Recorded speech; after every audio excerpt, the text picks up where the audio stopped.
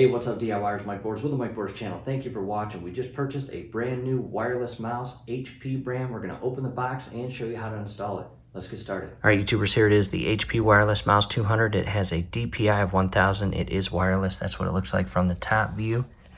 And it has a contour design. That's what it looks like from the side.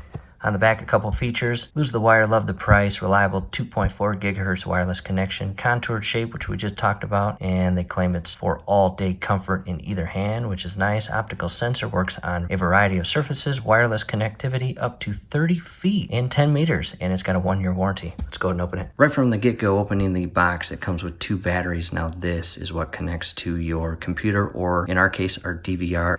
Don't lose that. It's out of the box and new and shiny.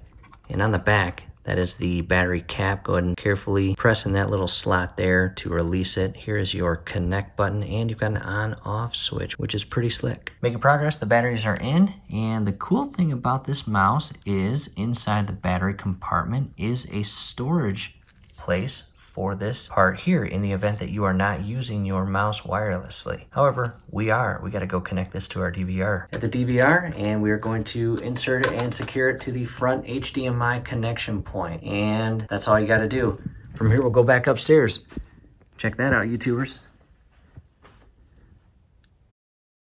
I'm missing Chris Redfield as far as Resident Evil. That's a 5-figure set. Mouse in hand, secure the battery cap, and verify that the mouse is turned on. And it will blink. From here, we want to press the connect button. After you connect that part down on the DVR, make sure your mouse is on and it links up automatically. I don't have to log onto a computer and do a setup process. All right, DIYers, at this point I got the monitor on, and as you can see here, I'm moving the mouse and just test it. Click on things, make sure everything is working properly, and the mouse is communicating with the device how it is designed to do.